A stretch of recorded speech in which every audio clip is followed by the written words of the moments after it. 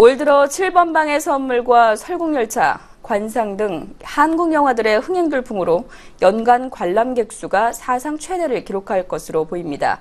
이렇게 관람객 수는 증가세를 보이고 있지만 관련주들의 주가는 좀처럼 상승세를 타지 못하고 있습니다. 이영혁 기자가 보도합니다.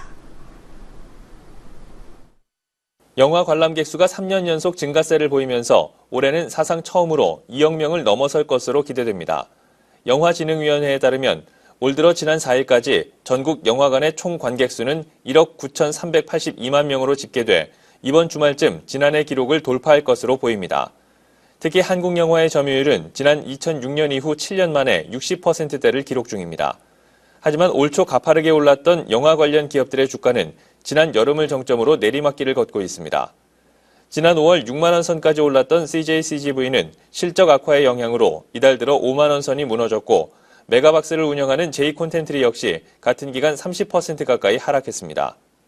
CJ-CGV의 지난 3분기 연결 기준 영업이익은 216억 원으로 전년 동기 대비 3.3% 줄었고 당기순이익은 지난해의 절반도 되지 않는 155억 원에 그쳤습니다.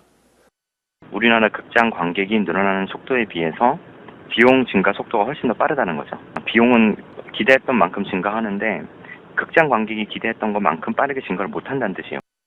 막대한 투자비를 사전에 투입하는 배급사는 영화 흥행에 대한 리스크가 더 큽니다.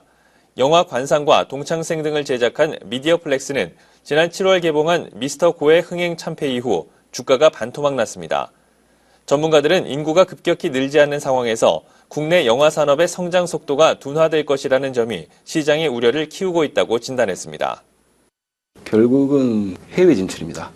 해외 진출에 대한 성과가 어느 정도 지금 가시화되는 시기에 들어가야 아마 시장에서는 다시 한번 주가가 레벨업 될 수 있다 이렇게 볼 수 있을 것 같거든요. CJ-CGV는 지난 2011년 베트남 최대 영화관 체인인 메가스타를 인수해 객석 점유율 1위를 달리고 있고 진출 7년 만에 20개 사이트를 운영 중인 중국에서도 내년부터는 손익분기점을 넘어설 것으로 예상됩니다. 국내에서의 성장 둔화 우려와 비용 증가 리스크에 대해 활발한 해외 진출이 돌파구가 될 수 있을지 주목됩니다.